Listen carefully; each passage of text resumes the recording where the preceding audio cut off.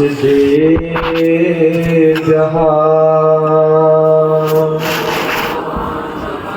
ॐ नमः सिद्धेभ्यः।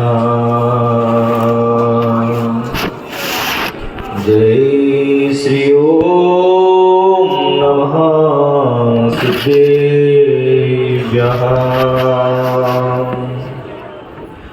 नमो हरिहन्ताणं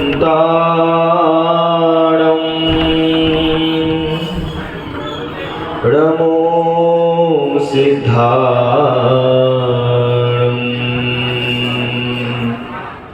नमो आयर्याणं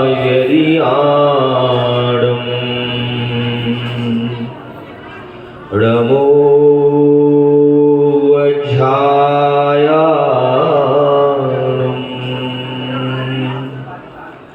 नमो लोये सौवसाहूणं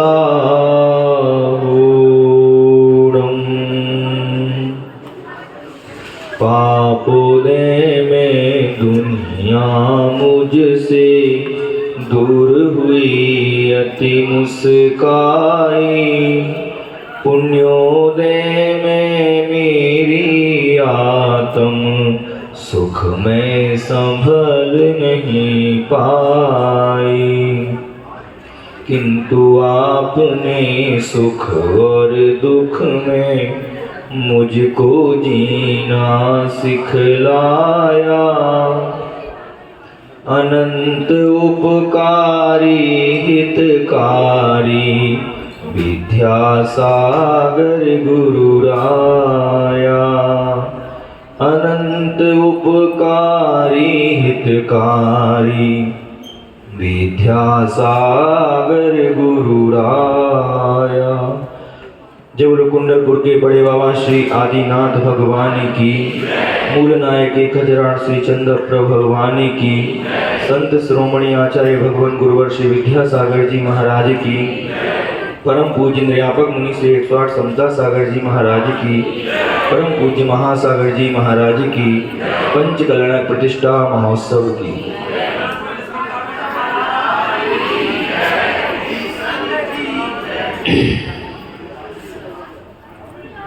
ऐसे अतिशयकारी अयोध्या को पंच कल्याण प्रतिष्ठा के समय स्थापना रूप से प्रतिष्ठा स्थल को अयोध्या घोषित किया जाता है। स्थापना निक्षेप में वह ताकत है जो पाषाण से पूज्य बना देता है, और इस पंच कल्याण के 5 दिनों में स्थापना निक्षेप के माध्यम से मनुष्य से भगवान बनने की विधि बताई जाती है। आवाज बहुत आ रही है। धर्म सभा में जो पंच परमेष्ठी भगवान के सामने बोलता है, और ऐसे पंच कल्याण प्रतिष्ठा महोत्सव के दौरान अगर धर्म सभा में धर्मोपदेश में अगर कोई बोलता है तो नियम से वो गूंगा पैदा होता है। ध्यान रखना। पीछे वाले सुन लें, आगे वाले सुन लें। ये पीछे से फिर आवाज आ रही है, ध्यान रखना। इसलिए अतः आप सभी लोग साक्षात अयोध्या में जन्म लेकर तीर्थंकरों के समय धन्य नहीं हो पाए तो कोई बात नहीं। अब जिस स्थान को स्थापना निक्षेप से अयोध्या बनाकर और यहाँ पर स्थापना निक्षेप से तीर्थंकर भगवान को अवतरण कराया जा गया है, उस स्थान को तुम धन्य मानकर अपने आप को सौभाग्यशाली मानना कि हम साक्षात तो तीर्थंकरों के जन्म कल्याणक महोत्सव नहीं मना पाए, लेकिन जो स्थापना निक्षेप से यहाँ पर जो अयोध्या नगरी बनाई गई है, इस अयोध्या नगरी में हमने साक्षात तीर्थंकर भगवान का अवतरण मनाया बहुत हर्षोल्लास के साथ में। इसलिए जो भी धार्मिक आयोजन होते हैं और जो भी धार्मिक आयोजनों के जो प्रसंग आप लोगों के सामने आते हैं, बंधु उनसे चूकना नहीं।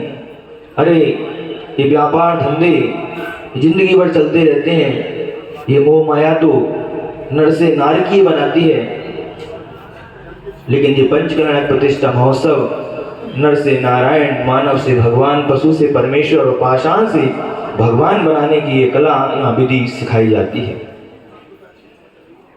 अगर आपके कुंड में अगर धन दौलत मिली होगी तो बंधु आप आध घंटे भी दुकान खोलेंगे तो आप लोग 24 घंटे की पूर्ति कर सकते हो। और आपकी किस्मत में अगर बिल्कुल भी धन दौलत नहीं है तो आप 24 घंटे भी दुकान खोलकर बैठे रहेंगे तो आपको 1 रुपया की प्राप्ति नहीं होगी। एक दिन मैंने आपसे कहा था कि जन्म कल्याण महोत्सव के दिन अगर जुलूस निकलते हुए अगर तुम्हारी दुकान भगवान की दृष्टि पड़ गई तो ध्यान रखना, पौनी के लाले पड़ जाएंगे। और कल 2 श्रावक हमारे पास में आके कहते हैं, महाराज जी आपकी बात तो सत्य हो गई, हमने गलती से दुकान खोल ली और शाम तक मालूम पड़ा कि हमारी बोनी हुई नहीं है और आजू बाजू की दुकानें खूब चल रही। ये क्या है? यहाँ से आपको जो निर्देशन दिए जाते हैं, यहाँ ऐसा नहीं है कि भीड़ बढ़ाने के लिए निर्देशन किए जाते हैं। हम तो ये चाहते हैं कि हमारा भक्त है, कम से कम भक्त का कल्याण हो, इसलिए साधु के मुख से जो भी बात निकलती है तुम्हारे कल्याण की बात निकलती है, इसलिए मान जाना। और नहीं मानोगे तो ध्यान रखना, नरकों में हमारी बात याद आएगी कि गुरु के वचन आएंगे रह रह के याद, कहाँ पर? नरकों में। महाराज जी ने कहा था कि जो भी धार्मिक आयोजन अनुष्ठान होते हैं उन अनुष्ठानों में हमारे लिए बिल्कुल खूब अच्छे से भाग लेना है। जब पाप की बात आती है बंधु, आप लोग कितने दोनों हाथों से तुम कार्य करते हो, लेकिन जब पुण्य की बात आती है, इसलिए ये रंग रोगन का मेला नहीं है, ये मात्र अध्यात्म का मेला है। बाकी के जितने भी मेले होते हैं वो तो रंग रोगन के मेले होते हैं, ये तो अध्यात्म का मेला है। ये पतित आत्मा को पावनता का रूप दिया जाता है। कैसी कैसी पतित योनियों से हे आत्मा उस पवित्र स्थान को पूजता को प्राप्त हुई है। यह अध्यात्म मेले में पतित से पावन बनाने का प्रयास किया जाता है और इस मेले को भक्तों में प्रतिष्ठा मंत्रों की जो पवित्र वर्णाएं प्रकाशित होती हैं, प्रसारित होती हैं, देश समाज और विश्व की शांति प्रदान करने के लिए कारण बनती हैं। इसलिए इसका दूसरा नाम क्या कहा जाता है? विश्व शांति महायज्ञ। विश्व शांति महायज्ञ कहा जाता है। कल आप लोगों ने तीर्थंकर भगवान का अवतरण देखा। ऐसा ही अवतरण अयोध्या नगरी में तीर्थंकर प्रभु का हुआ था, जो अपन ने स्थापना निश्चय से यहाँ पर कटनी शहर के अंदर स्थापना निश्चय से अयोध्या नगरी बसाकर यहाँ पर भगवान का जन्म कल्याण महोत्सव मनाया। बंधुओं, तीर्थंकर की माता बनना कोई हंसी खेल नहीं है। भारतवर्ष में भगवान के आने का रास्ता क्यों बंद हुआ? पंचम काल में क्या तीर्थंकर प्रति के बंधक जीव नहीं थे? सो बात नहीं है, क्योंकि आगम कहता है कि स्वर्गों और नरकों में असंख्यात जीव तीर्थंकर प्रकृति की बंध सत्ता को लेकर पड़े हुए हैं, लेकिन इस पंचम काल में भारत भूमि पर जन्म न लेना कोई पंचम काल में तीर्थंकर जैसी पवित्र आत्माओं के लिए क्यों नहीं हुआ? क्योंकि तीर्थंकर जैसी पवित्र आत्माएं माता पिता की उपलब्धि नहीं है। अगर वर्तमान में अगर कोई ऐसी पवित्र आत्मा जो माता पिता बनने की योग्यता रखता होता तो निश्चित है कि इस पंचम काल में भी तीर्थंकर भगवान का जन्म हो सकता था, लेकिन वर्तमान में ऐसी कोई पवित्र माता पिता की उपलब्धि नहीं है। ध्यान रखना, महान पवित्र आत्माएं पवित्र स्थान पर ही विराजती हैं। ऐसी महान आत्माएं हर किसी के गर्भ में नहीं आती हैं। बंधुओं, ये तो बहुत जन्म जन्म का पुण्य होता है कि ऐसी माताएं ऐसे पुत्रों को जन्म देती हैं। आज के दाम्पत्य जीवन जो है मात्र वासना पूर्ति के साधन बन चुके हैं। मात्र वासनाओं के लिए आजकल के जो दाम्पत्य संबंध हैं, लेकिन पहले के जो संबंध थे वो वासना के संबंध नहीं थे। अगर तुम सत्पुत्रों को जन्म देना चाहते हो तो मैं आप लोगों से कहना चाहता हूँ, वो गर्भ धारण होश पूर्वक करना। तुम्हारे गर्भ में कोई ऐसा व्यसनी व्यक्ति ना आ जाए, ऐसा व्यसनी बच्चा ना आ जाए, ऐसा कोई डाकू बच्चा ना आ जाए। क्यों? क्योंकि जैसे आपके संस्कार होंगे, जैसे आपके परिणाम होंगे गर्भ में वैसा ही जीव आएगा, निश्चित है, निश्चित है। इसलिए आप लोग विचार करना, जिनसेन स्वामी महाराज ने महापुराण में गर्भ धारण करने की बहुत अच्छी क्रिया बताई हुई है। इसलिए विचार करो कि क्या आवश्यकता थी कि तीर्थंकर की माँ के ऊपर संस्कार डालने की। जब गर्भ में शिशु आया तो जरूरत क्या थी कि तीर्थंकर भगवान की माँ को ये गर्भ संस्कार डाले जा रहे हैं। अष्ट कुमारी 56 कुमारी देवों के साथ में विभिन्न प्रकार की क्रियाएं की जा रही हैं और विभिन्न पात्रों के माध्यम से उनके गर्भ के संस्कार डाले जा रहे हैं। क्या आवश्यकता थी? क्या माँ को धर्मचर्चा में लगाने की क्या आवश्यकता थी? अरे गर्भ में जो जीव आया है निश्चित है बिगड़ने वाला तो नहीं है, क्योंकि वो तीर्थंकर प्रकृति का वंदक है। लेकिन फिर भी सावधानी रखी जा रही है। क्यों? क्योंकि होनी अनहोनी हो सकती है और अनहोनी भी होनी हो सकती है। इसलिए सावधान पूर्वक जब 3 लोक की नाथ पालनहार सबसे अतिशयकारी जिन्हें भगवान प्रभु गर्भ में माता के आए हैं, उसके बाद भी उनके संस्कार किए जा रहे हैं, बंधुओं आप लोग कैसे होते हैं, कौन होते हैं? इसलिए कहा गया है जब तीर्थंकर भगवान के लिए इतनी सावधानी रखी जा रही है तो आप तो एक सामान्य तुच्छ प्राणी हो, तो आप लोगों के लिए पूर्ण सावधानी रखने की आवश्यकता है। माँ संस्कारों का असर बेटे पर जरूर पड़ता है। इसलिए माँ गर्भ धारण के समय सोचे कि अगर माँ रोएगी तो बच्चा रोएगा, निश्चित है। बच्चों के नेत्र कमजोर होंगे, बच्चे क्रोधी होगा, माँ क्रोधी होगी। अगर गर्भ धारण करते हुए अगर माँ क्रोधी होगी तो निश्चित है कि बच्चा भी क्रोधी पैदा होगा। तुम्हारे जैसे उस समय के संस्कार रहेंगे, उस समय निश्चित है कि उस बच्चे के ऊपर वैसा ही असर आएगा। अगर माँ क्रोध करते हुए अगर बच्चे को दूध पिलाती है तो ध्यान रखना वो माँ बच्चे को दूध नहीं, वो बच्चे को जहर पिला रही है। एक सत्य घटना बॉम्बे की है। एक श्रावक बहुत अच्छे तरीके से जुड़ा हुआ, जब उसकी शादी हुई, शादी होने के बाद बच्चा हुआ तो उन दोनों पति पत्नियों में बहुत क्लेश होता था, बहुत लड़ाई होती थी। और जब दोनों पति पत्नियों की लड़ाई हुई तो लड़ाई होने के बाद बच्चा रो रहा था तो माँ ने दूध पिलाना प्रारंभ किया। बच्चा दूध पिलाते पिलाते सो गया। कुछ समय बाद जब बच्चा नहीं उठा, बहुत देर बाद देखा बच्चा नहीं उठा तो देखा कि मुंह से उसके झाग निकल रहा है। तुरंत डॉक्टर के पास लेके गए और डॉक्टर के पास ले जाने के बाद बच्चे को मृत घोषित कर दिया। सब लोग कहने लगे ये क्या है, मैंने तो बच्चे को सुलाया, ये मर कैसे गया? तो डॉक्टर से पूछा क्या कारण है? तो डॉक्टर कहता है इसको किसी ने जहर दिया है। तो कहती जहर तो कौन देगा? मैंने बच्चे को दूध पिलाया और दूध पिलाने के बाद ये बच्चा सो गया और सोने के बाद अभी इसको उठाया है तो उठ नहीं पाया तो देखा इसके दूध में जहर था। दूध में जहर था? हो किसने दिया? मैंने तो दूध पिलाया था। जब पूरा का पूरा शोध हुआ तो मालूम पड़ा कि माँ उस समय इतने क्रोध पर थी, इतनी आवेग में थी कि बच्चे को दूध पिलाया, वो दूध क्या हो गया? जहर का कार्य कर गया। इसलिए आप लोगों से कहना चाहते हैं आप लोग गर्भ धारण करें। गर्भ धारण करने के बाद संस्कार नियम से लें और उस समय माँ की दिनचर्या ऐसी हो जाना चाहिए। तुमने आगे पीछे तुमने क्या किया हो क्या करोगे इससे मतलब नहीं है। पहली बात तो बच्चों को जन्म मत देना, बच्चों को जन्म देना कोई, लेकिन बच्चों को अगर तुमने जन्म दिया है तो ध्यान रखना अगर बच्चे बिगड़ते हैं, बच्चे अगर सही मार्ग पे नहीं जाते हैं तो पूरा का पूरा दोष उस माँ को लगता है, क्योंकि बच्चे को किसने बुलाया है? तुम दोनों माता पिता ने बुलाया है। इसलिए बच्चों के लिए जब बच्चे घर में आए तो माँ की दिनचर्या ऐसी हो जाना चाहिए, ऐसी होना चाहिए। तीर्थंकर भगवानों के कल्याण को और पुराणों को सुनना चाहिए और देखना चाहिए। कहते हैं जाके जैसे नदियां नारे, जाके जैसे नदियां नारे बाके वैसे भरका, और जाके जैसे बाप मदारी बाके वैसे लड़का। जैसे माता पिता होंगे नियम से बच्चा भी तो होगा वैसा ही होगा। अरे तुमने पहले क्या किया इससे कोई मतलब नहीं, लेकिन अब तुम्हारे घर में बंधुओं कौन आ चुका है? हो सकता है इस देश का कोई बहुत बड़ा प्रधानमंत्री, राष्ट्रपति या हो सकता है कोई बहुत बड़ा महापुरुष, हो सकता है कोई आचार्य विद्यासागर जी महाराज जैसा रत्न तुम्हारे गर्भ में आया है।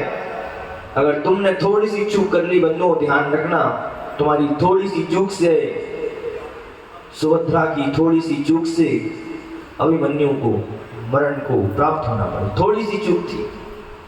इसलिए जब में कोई गर्भ में व्यक्ति आया है तो उसका स्वागत करो। तीर्थंकर प्रभु ने कल जन्म लिया। तीर्थंकर का शिशु रूप में जन्म लेना, जन्म होते ही व्यक्तित्व के दुनिया के सामने उनका प्रकट हुआ और सारी दुनिया के सामने एक दीप, अनेक दीप को प्रज्वलित करने की शक्ति रखता है। मानो वह कहता है कि जो चाहे अपने बुझे हुए दीपक को मुझसे जला लो। उनकी मौन घोषणा, कोई दीपक रहता है, अगर कोई मेरा दीपक जला हुआ है, वो किसी का दीपक अगर बुझा हुआ है तो चाहे मेरे दीपक से अपना दीप को जला लो। कहते हैं हम तो सरेआम बैठ गए एक चिंगारी लेकर, हम तो सरेआम बैठ गए एक चिंगारी लेकर, जो चाहे आकर ले जाए अपना दीप जलाकर। व्यक्ति ऐसा होना चाहिए, व्यक्ति का इतना व्यक्तित्व ऐसा होना चाहिए कि उस व्यक्ति के माध्यम से हजारों व्यक्तियों का कल्याण हो जाए। और वो शक्ति होती है हमारे तीर्थंकर परमात्मा। जब हम तीर्थंकर परमात्मा के दर्शन करते हैं बंधुओं, सम्यक दर्शन की प्राप्ति होती है और निरत्ति निकासित कर्म जो है हमारे झरझर करके भागने लगते हैं। ये तीर्थंकर प्रभु की भक्ति और तीर्थंकर प्रभु की पूजन में इतनी शक्ति होती है। अभी तो मात्र उन्होंने शिशु रूप में अवतार लिया है, अभी तो मात्र वो बालक है, लेकिन बालक में भी कितनी शक्ति है, कितनी शक्ति है कि सौदरमिंद भी हिल जाता है उनकी शक्ति को देखकर। जिस सौदरमिंद में शक्ति है कि 3 लोग को डमरू के समान बजा सकता है, लेकिन उस समय क्या है, हरिवंश पुराण में चर्चा आती है कि जब श्री कृष्ण की जो शैया, नाग शैया, जब श्री नेमिनाथ को थोड़ा विकल्प हुआ किसी कारण से, तो उन्होंने जाके नाक से शंख फूंक दिया। उस सैया में तो मात्र कोई नहीं जा सकता था, या तो जब भी कोई लड़ाई या युद्ध की घोषणा हो तब उस नाग शैया में जाके श्री कृष्ण वो शंख को फूंक सकते थे। श्री कृष्ण तो आश्चर्यचकित हो गए कि मेरे रहते हुए दूसरा ऐसा कौन व्यक्ति शक्तिशाली आ गया कि जो इस शंख को फूंकने वाला हो। जाकर देखता है तो नाक से फूंक रहे थे वो, कितनी शक्ति हमारे नेमी प्रभु में थी। जब शक्ति का परिचय दिया गया तो नेमिनाथ भगवान ने अपनी चुंगली पे पूरे क्या कर दिया, श्री कृष्ण के कटक को झुला दिया। तब श्री कृष्ण को विकल्प आया कि ये तो महान आत्मा है। उसके बाद फिर आगे की घटना जो हुई वो बाद में बताएंगे। तो कहने का तात्पर्य ये है कि जो तीर्थंकर प्रभु होते हैं जन्म से ही बहुत बलशाली होते हैं, इसलिए अभी तीर्थंकर रूप में जन्मे हैं। अभी तो इनका समय सृष्टि को संभालने में रहेगा, इस सृष्टि के आंसू पहुंचने में रहेगा, इस सृष्टि को हरी भरी बनाने में रहेगा। व्यक्ति को करोड़ों सागरों पर्यंत से पृथ्वी पर कोई ऐसी चिंगारी नहीं मिली बंधुओं, ऐसी चिंगारी नहीं मिली कि जन्म तो अनेक जीवों के होते हैं, अनादिकाल से अनंत काल तक होते आ रहे हैं, कि आज भी इस पृथ्वी पर करोड़ों जीवों का जन्म हो रहा है, लेकिन कोई भी ऐसी चिंगारी लेकर नहीं आया जो स्वयं पर और स्वयं का और पर का कल्याण कर सके, जो दूसरों के दीपों को बुझाने में कार्यकारी हो। भक्तांबर जी में आया, स्त्रीणाम सतानि सत्सो जनयन्ति पुत्रान् नान्या सुतम तदुपमं जननी प्रसूता सर्वादिशो दधति भान सहस्र रश्मि प्राच्ये विदिग्जनेति स्फुरदन् सुजालम। हे भगवान, हजारों माताएं हजारों पुत्रों को जन्म देती हैं, लेकिन तीर्थंकर प्रभु को जन्म देने वाली मां तो कोई विरले ही होती है, विरले ही होती है। जैसे सारे के सारे तारे नक्षत्रगण, लेकिन पूर्व कौन सी दिशा में उगता है, सूरज कौन सी दिशा से आता है, पूर्व दिशा से। इसलिए हमारे लिए इस बात के लिए समझना है कि तीर्थंकर भगवान ने कल जन्म लेके और पांडुशिला पे अभिषेक किया, और आप लोगों ने जो कल प्रभावना की यहाँ पर जन्म कल्याणक महोत्सव की, बंधुओं मन तो हमारा भी हो रहा था कि इस जुलूस में हम लोग भी शामिल हो जाएं। लेकिन कहते हैं दिगंबर मुनि महाराज जन्म कल्याण के महोत्सव में, क्योंकि ये 2.5 दिन आप लोगों का समय रहता है, अभी तो वो शिशु रूप में, बालक रूप में थे, और सौदामिंद्र जब यहाँ से शची से भगवान को लेके जा रहा था, दोनों वो दृश्य तो बहुत ही अनोखा दृश्य रहता है। इतनी सारी साविकाएं हमारे पास आके कहती हैं, महाराज जी आप तो ऐसा आशीर्वाद दो कि जब भी मौका मिले तो सौदामिंद्र रानी का बनने का और सौदामिंद्र बनने का हमको सौभाग्य प्राप्त हो, उसके बाद भगवान की माता बनने का सौभाग्य प्राप्त हो। जब यहाँ दृश्य हुई, इतना बड़ा दृश्य, परसों हमने भैया जी से कह दिया, मैंने भैया एक ध्यान रखना, जब हम लोग मंच बैठे तभी उस दृश्य को आप लोग दिखाना। जब भी हम देखते हैं उस दृश्य के लिए तो हमको वाकई में ऐसा लगता है कि ये नया पंचकर्णक हो रहा है या नया दृश्य हो रहा है, हमारी तृप्ति उसको देखने में नहीं बढ़ती। इतना आनंद उस दिन आता है, ऐसा भावना आता है कि एक मुनि महाराज थे, वो हमेशा भावना भाते थे। वो कहते थे कि जब भी अगर मुझको स्त्री पर्याय मिले तो बस मैं सौदामिंद्र रानी बन जाऊं, ये भावना भाता हूं, ऐसी भावना भाते थे। हालांकि पूज्य गुरुदेव ने उनसे कहा कि अपन को ऐसी भावना नहीं भाना चाहिए कि हम स्त्री पर्याय, हाँ, लेकिन वो मिथ्यात्व के साथ में मरण अगर किसी का होगा तो वो सौदामिंद्र रानी बनेगी, लेकिन उसका पुण्य देखो आप, एक भवतारी रहती है। सौदामिंद्र के कार्यकाल में 40 नील सतियां सची मोक्ष चली जाती हैं और सौदामिंद्र वहीं का वहीं रहता है। सचियों का कितना महत्व है। और जैसी प्रसूति का ग्रह में सौदामिंद्र रानी जाती है, वो पहली बार भगवान को देखती है, बंधु उसके स्त्री पर्याय का छेदन हो जाता है। इसलिए वो मुनि महाराज ने ऐसा कहा कि हमको ये पता नहीं कि हम कितनी बार मुनि बन चुके हो, कितनी बार मुनि बनेंगे, लेकिन हम तो ये चाहते हैं कि अगला जो जन्म हो हमारा सची पर्याय में हो जाए, क्योंकि सची पर्याय के बाद में हमको दोबारा जन्म लेने की आवश्यकता नहीं, मुनि मनुष्य बनेंगे और मनुष्य बनने के बाद मोक्ष होके मुनि बन के और मोक्ष चले जाएंगे। इसलिए उनकी ऐसी भावना थी। मैं आप लोगों से कहना चाहता हूँ, जितनी भी महिलाएं यहाँ पर साविकाएं बैठी हैं, तुम भी ये भावना भाना है भगवान, पहली बात तो हमको स्त्री पर्याय नहीं चाहिए, हमारी अंतिम पर्याय हो स्त्री पर्याय, लेकिन भगवान जब भी अगर स्त्री पर्याय हो तो सची बनने का सौभाग्य प्राप्त करा देना मेरे लिए, बस इससे ज्यादा कुछ नहीं, साक्षात भगवान को देखने का सौभाग्य प्राप्त होगा। आप लोगों को लग रही थी ये मूर्ति है, लेकिन हम जितने भी संघ के पूरे महाराज बैठे हुए थे, साक्षात उसमें शिशु रूप में परमात्मा देख रहे थे कि देखो अब ये भगवान बनने वाले हैं। कल जो प्रभावना कटनी समाज ने की, क्योंकि प्रारंभ में सारे लोग बंगला परिवार वाले बोल रहे थे महाराज जी स्थिति नहीं है, छोटे रूप में करा दो। हमने कहा भैया पूज्य गुरुदेव आचार्य विद्यासागर जी महाराज का आशीर्वाद आया है, और जिनका आचार्य विद्यासागर जी महाराज जी के ऊपर आशीर्वाद हो जाए तो उसका छोटा कार्यक्रम हो, छोटा पंचनाद तो हो ही नहीं सकता। पप्पू भैया ने कहा कि भैया महाराज जी 100 ड्रेस मंगा लेते हैं इंद्र रानी की, 100 मंगा ली उन्होंने। अब बता रहे महाराज जी प्रतिदिन हमको 50 नहीं 100, 50 नहीं 100। हम लोगों ने राजस्थान में भी बहुत सारे पंचनाद किए, लेकिन इतने जोड़े कभी भी नहीं बैठे, मात्र 40 या 50 जोड़े बैठते। लेकिन कटनी नगर में लगा कि वाकई में कटनी समाज धार्मिक समाज है, वो विद्वानों की समाज है, और धर्म के प्रति जब भी कोई अनुष्ठान होते हैं तो हम लोग बढ़ चढ़ के हिस्सा लेते हैं। कल की जो प्रभावना आप लोगों ने की, बंधुओं ध्यान रखना, निश्चित है कि वो प्रभावना और विशुद्धि आप लोगों की जो कल बढ़ी है, साक्षात तीर्थंकर भगवान के जन्म कल्याण महोत्सव में आप लोगों को लेके जाएगी, वो पक्की बात है। और मैं तो ये कहता हूँ आगामी समय में आचार्य गुरुदेव श्री विद्यासागर जी महाराज तीर्थंकर बनेंगे। क्यों बनेंगे? क्योंकि मेरा एक चिंतन है कि मैंने भूतकाल भविष्यकाल और वर्तमान काल के जितने तीर्थंकर हैं सबको देखा पढ़ा, सबके चिन्ह भी देखे और ऐसे ऐसे चिन्ह दिखाई दिए, शुक्र जैसी पर्याय के चिन्ह दे दिए, मछली जैसे चिन्ह दे दिए, लेकिन इस दुनिया का सबसे संवेदनशील प्राणी अगर कोई है तो गाय, उसका चिन्ह किसी तीर्थंकर का नहीं है। हमने सोचा कि तीर्थंकर गाय जैसी शुगर का दे दिया, मछली का दे दिया, मक्ष का दे दिया, लेकिन एक संवेदनशील प्राणी जो हमारा कल्याण करता है, वो जन्म से हमारे लिए दूध देता है हमारे लिए, उसका चिन्ह क्यों नहीं है?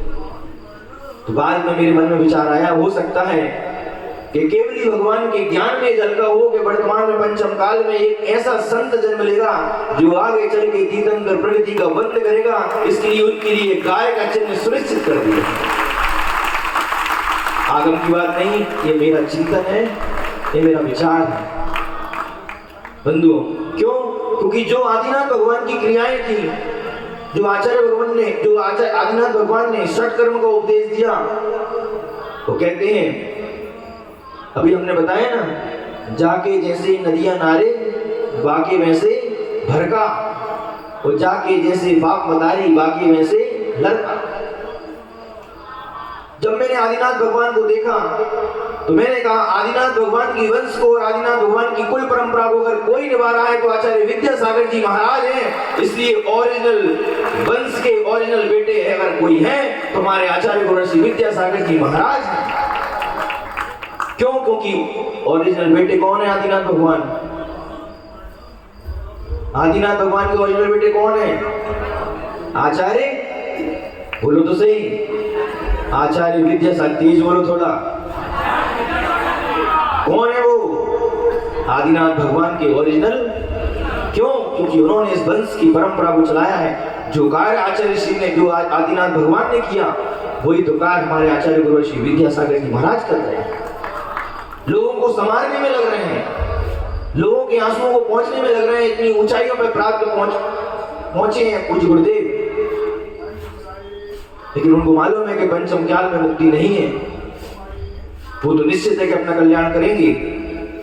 उन्होंने कहा नहीं, पर कल्याण भी होना चाहिए। बंधुओं, जो पर कल्याण की भावना भाता है, निश्चित है कि वो तीर्थंकर प्रकृति का बंद करता है, क्योंकि पर कल्याण की भावना भाने वाला ही तीर्थंकर प्रकृति का बंद करता है। दर्शन विशुद्धि भावना में कहा है कि जो पर कल्याण की भावना भाता है वो निश्चित है वो तीर्थंकर प्रकृति का बंधक है, वो आगे चल के तीर्थंकर प्रकृति का बंद करेगा, वो तीर्थंकर बनेगा। आज पूज्य गुरुदेव ने हमारे बच्चों के लिए, आप लोगों के बच्चों के लिए, प्रतिभा स्थली के लिए, क्यों उनको आवश्यकता क्या थी कि स्कूल नहीं थे? उन्होंने कहा नहीं, हमारी जो भारतीय संस्कृति थी वो पाश्चात्य संस्कृति की ओर जा रही है, हमको पुराना जमाना लेके आना है, जो गुरुकुल की पद्धति थी। अगर हमारी लड़की संस्कारित होती है तो वो दो कुलों की रक्षा करती है, एक स्कूल की और जहाँ जाएगी उस कुल की। कोई ये प्रतिभा स्थली जो है कोई आरिका बनाने के लिए तैयार नहीं की गई है। ध्यान रखना, आप लोगों की जो मानसिकता है, नहीं, आरिका बनाने के लिए नहीं की गई है। हम चाहते हैं कि हमारी बच्ची अगर संस्कारित होगी तो हमारे कुल को भी संस्कारित करेगी, और जिस कुल में जाएगी उसको भी संस्कारित करेगी। हथकरघा के माध्यम से इतने सारे ब्रह्मचारी भाई, इतनी सारी ब्रह्मचारिणी बहनें जो आप सामने देख रहे हैं, चलचरका का ये बहनें कोई ऐसी नहीं है कि आप लोगों की गरीब परिवार से बहुत पढ़ी लिखी बहनें हैं, लेकिन पूज्य गुरुदेव के लिए समर्पित करके किसका कार्य कर रही हैं? हथकरघा, अहिंसात्मक वस्तुओं का उपयोग जो हो, आप लोग स्वस्थ रहें, निरोग रहें। हम लोग जैन समाज के लोग हैं, उस हिंसा से बचे। हम लोग जो कपड़े आप लोग पहनते हैं,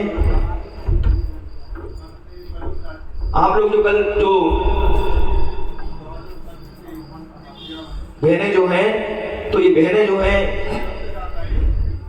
कितने अच्छे तरीके से वहां पर कार्य करती हैं, हथकरघा का काम भी संभाल रही हैं और साथ साथ में बच्चों को शिक्षा भी दे रही हैं। हमारे ब्रह्मचारी भाई जो विदेश से आए हैं, विदेश से आने के बावजूद भी क्या गुरुदेव के आशीर्वाद बस पाने के लिए तो गुरुदेव को समर्पण किया उन्होंने कि आचार्य आप जो कहोगे, तो आज गांव-गांव जाके उन्होंने हथकरघा का जो कार्य किया, बहुत अनूठा कार्य किया। अजमेर में पूज्य गुरुदेव आचार्य के जन्म महोत्सव पे अवतरण दिवस पर 108 हथकरघे का वहां पर उद्घाटन किया। वहां भी ब्रह्मचारी भाई लोग ये कार्य कर रहे हैं।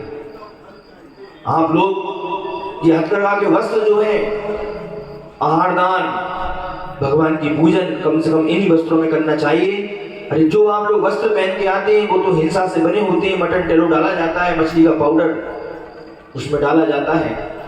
इसलिए कल जहां पर जो आहारचर्या होगी भगवान की, उस आहारचर्या में जितने लोग रहेंगे सारे के सारे हथकरघे के वस्त्र का ही उपयोग करेंगे। जाओ, सामने तुम लोगों के लिए व्यवस्था बनी है। क्या तुम लोग शादी ब्याहों में हजारों लाखों रुपए के कपड़ों खरीद देते हो? क्या भगवान के अभिषेक के लिए, भगवान के आहार के लिए, मुनराज के आहार के लिए क्या हम 1000 रुपए खर्च नहीं कर सकते? क्या जितने यहाँ पर श्राविकाएं बैठी हैं, इतने यहाँ पर श्रावक बैठे हैं, सारे के सारे जो लोग हार देंगे हथकरघा के वस्त्रों में ही हार देंगे, सामने जाके आप लोग बोल दो, उनको ऑर्डर दे के और सामान मंगाना पड़े, आज ही बुकिंग कर देना, ध्यान रखना।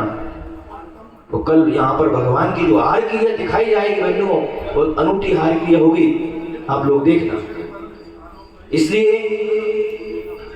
जिसको आहार देना है वो जो आहार दें, वो हार वहां से वस्त्र लेके, वो वस्त्र लेके ही हथकरघा के वस्त्र सामने चल का जो ब्रह्मचारिणी दीदी लोग आई हैं उनके लिए, और आज लेके शुद्धि डालना, कोरे कपड़े नहीं पहनना, नहीं तो कोरे कपड़े पहन के जाओ। अपने यहाँ पर कोरे कपड़े का विधान नहीं है।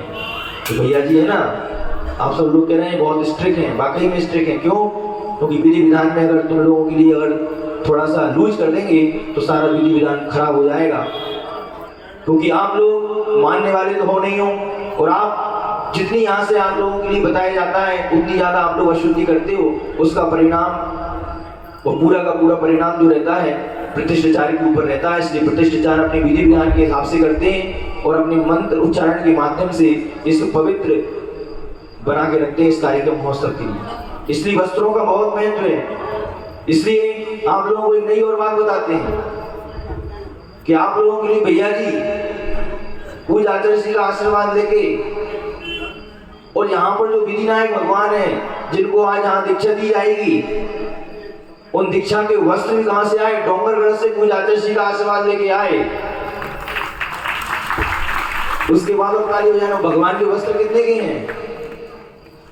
अगर यहां से वस्त्र लेते थे 200, 500, 1000 रुपए के रहते, लेकिन हमने कहा जब तुम लोग शादी करते हो तो लाखों लाखों रुपए के कपड़े फूंक देते हो, पैसे फूंक देते हो कपड़ों में।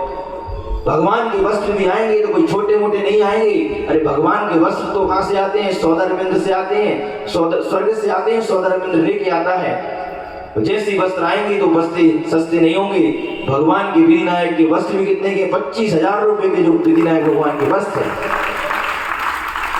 तो तुम लोग इतना पैसा खर्च करते हो तो हम भगवान के भक्ति में इतना पैसा नहीं कर सकते क्या? भगवान के तन पे जो आभूषण, अरे आभूषण की कोई कीमत नहीं है, वस्त्रों की कोई कीमत नहीं है। तो जिनेंद्र भगवान के ऊपर जो वस्त्र लग जाता है वो तो अनमोल हो जाता है। जिनेंद्र भगवान के ऊपर जो आभूषण हो जाता है वो अनमोल हो जाता है। देखना होड़ लगेगी कि भगवान का मुकुट कौन ले, भगवान की करदनी कौन ले, भगवान ने जो पहनी है बाजूबंद कौन ले, आहार कौन ले। वस्त्र तो नियोगी है कि सौदामिंद्र के पास ही जाएंगे, लेकिन बाकी के जो आभूषण है वो सौदामिंद्र के पास नहीं जाएंगे। इस सौदामिंद्र समझे कि हमको मिल जाए। हाँ, उसका तो जो पुण्यात्मा होगा भगवान से स्पर्शित जो है वो कौन लेगा? फिर देखना आप आनंद की अनुभूति। इसलिए यहाँ पर तीर्थंकर प्रभु का जो अवतार हुआ, अवतरण हुआ, पूरे माहौल, पूरे नगर में बहुत अच्छे तरीके से शांति और सुख समृद्धि की लेके आप लोगों ने गजराज पे ऐरावत हाथी पर सौदामिंद्र प्रभु को लेके गया। और भावना तो हो रही थी कि चले हम भी चले जाएं, लेकिन थोड़े मन को समझा लिया कि नहीं, अपन तो मुनि महाराज हैं, कुछ बात नहीं, नहीं जाएंगे। बस एक प्रसंग निकलता है कि भगवान महावीर स्वामी का जन्म महोत्सव मनाया जा रहा था साक्षात। तब 2 चारण गिरधारी मुनिराज वहां से निकले, तो उन्होंने, दोनों मुनिराजों ने भगवान महावीर स्वामी का जन्म महोत्सव देखा। इसके अलावा कभी भी कोई प्रसंग नहीं है कि जन्म कल्याण महोत्सव में मुनिराज जाते हैं। कल का जुलूस वाकई में बहुत अच्छा था, सभी लोगों ने बहुत अनुशासन से का परिचय दिया। इससे ज्यादा अनुशासन का परिचय हमारे लिए 2 तारीख को देना है कि मैं कहता हूं कि साक्षात सौदामिंद्र कहां से स्वर्ग से उतर के तुम्हारा इस जुलूस को देखने के लिए आए, शोभा यात्रा देखने आए। 3 रथ के साथ में यहाँ पर अपन जो नगर परिक्रमा लगाएंगे, नगर रथ यहाँ से निकालेंगे 3 रथों के साथ में। बंधुओं, वो बहुत अनूठा, बहुत अच्छे तरीके से, बहुत अच्छी संयोजना है, कार्यकर्ताओं के माध्यम से होगा।